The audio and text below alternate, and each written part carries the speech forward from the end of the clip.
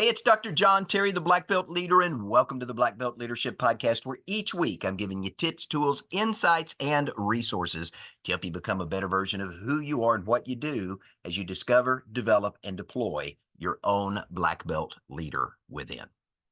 You know, growing up, my mom often told me and my sister the story of Goldilocks and the Three Bears. Now, if you're not familiar with this classic tale, it's the story of a little girl with golden hair who got lost in the woods. After some period of time, hungry and lost, she came across a home that she didn't know was inhabited by three bears: Mama Bear, Papa Bear, and Baby Bear. Now, the three bears had gone on a walk to allow their porridge that they had cooked for dinner to cool before eating.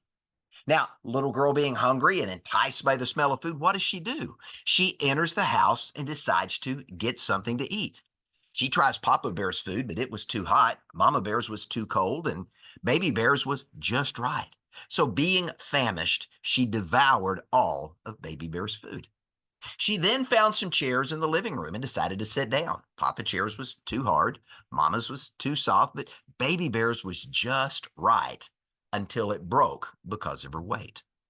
Now, at this point in time, with a full belly, Goldilocks was feeling tired and she made her way upstairs to the loft and she found three beds. Papa Bear's was too hard, Mama Bear's was too soft, but Baby Bear's bed was just right. And with her belly full of porridge, Goldilocks curled up in the bed and fell right asleep.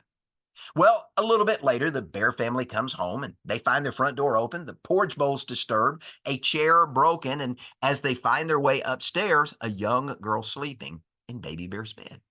Now, Goldilocks awakens to find these three massive bears standing over her. She quickly runs out of the house, leaving the three bears puzzled as to what happened and why.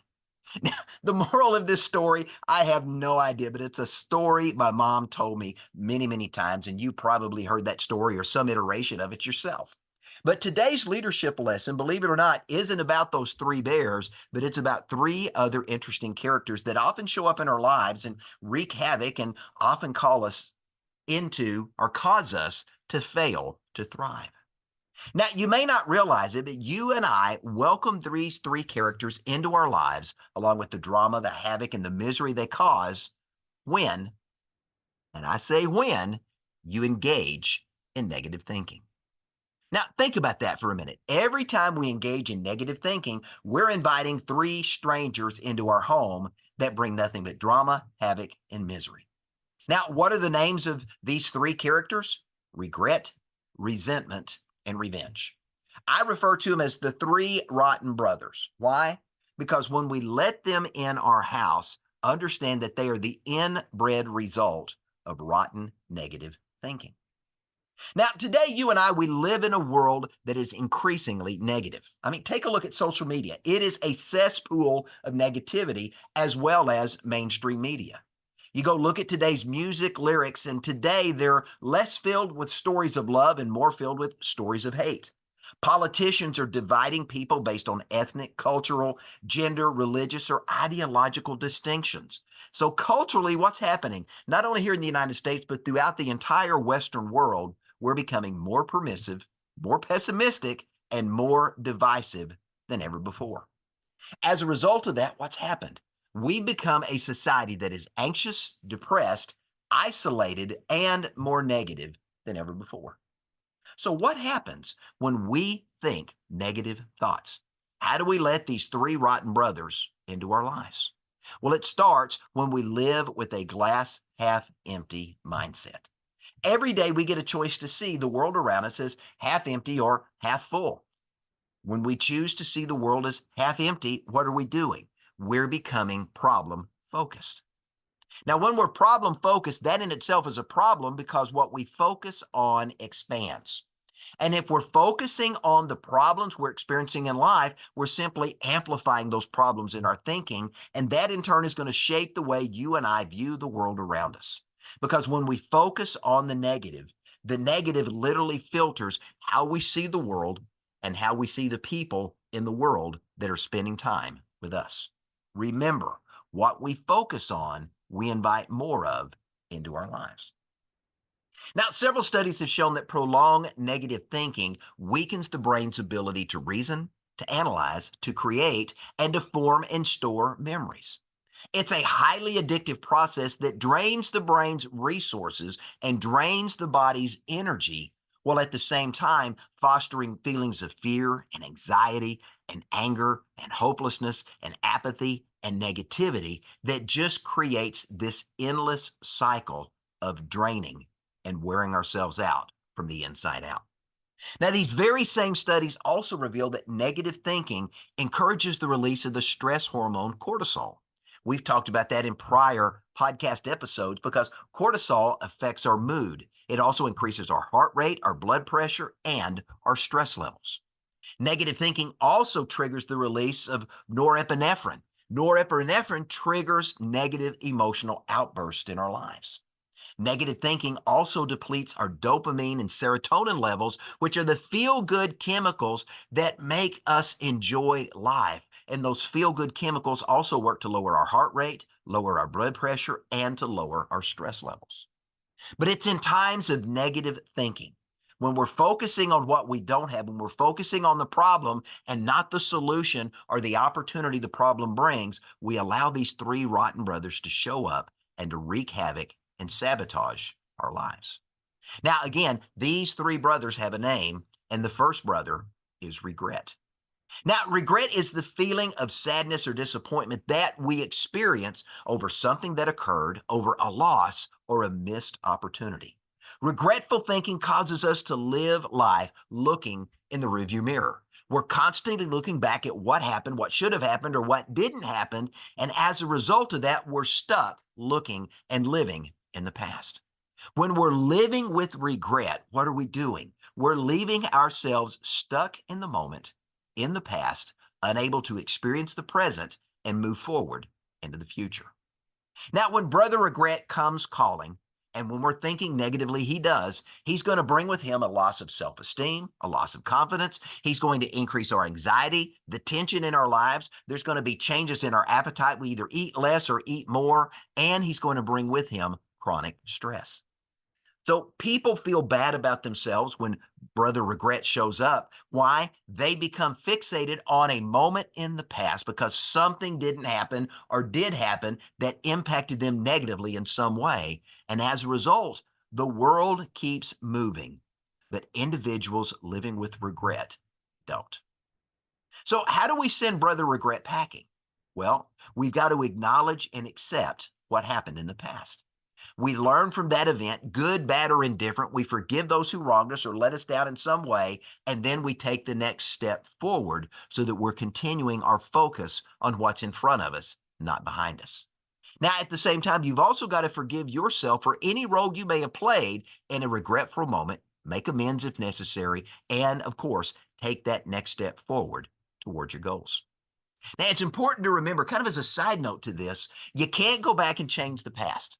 So fixating on what did or did not happen a day, a week, a month, a year, or a decade ago, that doesn't serve you well. It just leaves you stuck in the past. It only holds you captive to that ancient memory. The past is behind you, the future is before you, and this present moment needs you to be fully engaged. So you got to tell brother regret to go. Because if you don't, he's going to invite the second brother into your life, and that second brother is resentment. Now, resentment is a feeling of bitterness, of anger, or indignation at having been treated unfairly or the result of a perceived wrongdoing. Somebody doesn't have to actually do something for us to perceive they did, and feelings of bitterness and anger and indignation rise up. And resentment, when he shows up, sparks feelings of intense anger, usually directed towards another person. And when you have anger towards another person, that creates a crippling, if not death blow, to a relationship. Now, resentful people are much more easily frustrated at others, whether they did them wrong or not. They tend to be more short tempered and they tend to live very guarded, very defensive lives. People that are living with resent are less respectful, less cooperative, and less collaborative with other people. And as with regret, resentful people hold on to past conflicts, real or perceived, choosing to hold a grudge rather than seeking forgiveness and reconciliation. Now, what resentful people don't realize is in their attempt to isolate, marginalize, or devalue someone they believe harmed them in some way, they have, in fact, imprisoned themselves. They have isolated and marginalized themselves from other people, and they've devalued themselves in the process. They have embraced resentment, which is known as the emotion of justice, at the expense of everything else. Now, to overcome resentment, if he shows up in your life, it's important that you examine what you're feeling and why. Without casting judgment on other people or on yourself, you need to develop and practice good conflict resolution skills. You need to look for opportunities to seek harmony, practice mindfulness, and choose to forgive so you don't remain shackled to the past. Now, it's important to remember that people who resent often don't realize the people that they resent have no idea they've done anything that's harmed us or offended us, yet they're going on living life as if nothing happened, and we're holding on to something that we perceive happened or maybe did happen the other person has no clue of. Resentment builds upon regret. And when the two brothers come together, they amplify negative thoughts and negative influences in your life. So here's my advice when regret and resentment show up: be the adult in the room and just let it go. Life's too short to keep holding grudges. Because here's what happens: if you hold on for a grudge too long, it's going to open the door for the third brother to creep into your life and make things even worse. This third and final brother is revenge. Now, revenge is the act of harming someone for an injury or a wrong that you've suffered, whether again real or perceived.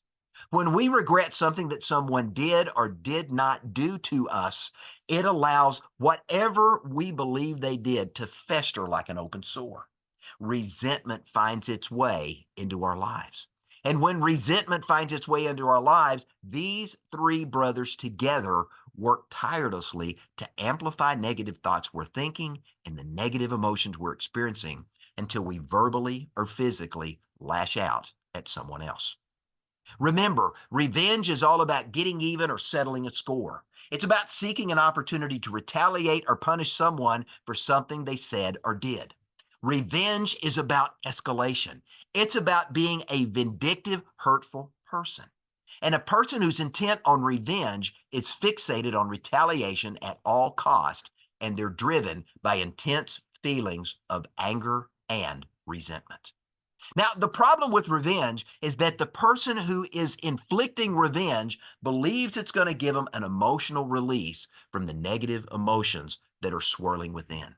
They believe if they can simply retaliate, it's going to make them feel better. But sadly, it doesn't. Those who enact revenge tend to experience an erosion of their own self esteem and their own self worth as they experience guilt and shame and regret. And guess what? Now we just reset the cycle, inviting those rotten brothers to hang around a little bit longer, to wreak more havoc in our lives, to damage our relationships, to sabotage our success, and ultimately disrupt our ability to lead ourselves well and make the good choices that lead to good outcomes.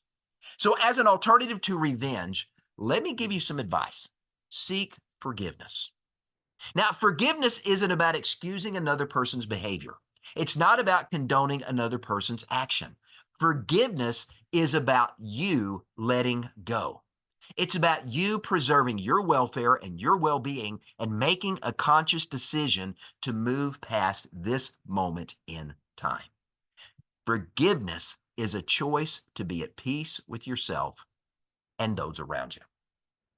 Dr. Gerald Jampolsky, the author of the incredible book, Love is Letting Go of Fear, summed it up well when he was talking about replacing thoughts of revenge with acts of forgiveness.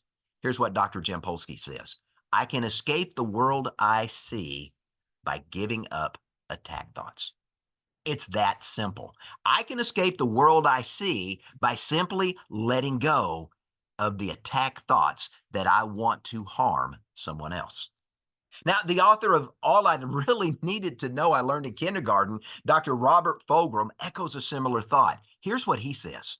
He says, peace is not something you wish for. It is something you make, something you are, something you do, and something you give away.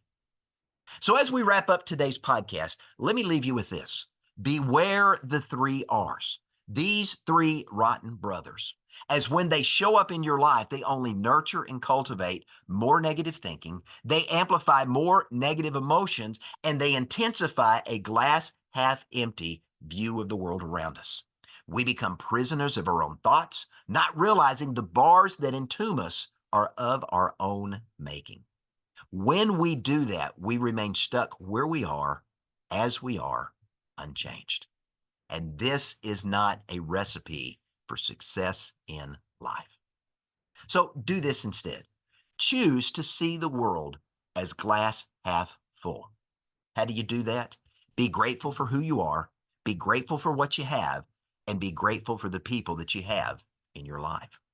Having an attitude of gratitude elevates your thinking from limited scarcity to limitless abundance. Remember, as you think, you become. And once you stop thinking, you stop becoming. So stop thinking negative thoughts, and what happens? You stop becoming a negative person. Start thinking positive thoughts, and what happens? You become a more positive person. It's pretty simple, and it's pretty profound. I'm Dr. John Terry, the Black Belt Leader. Thanks for joining me. Have a great day.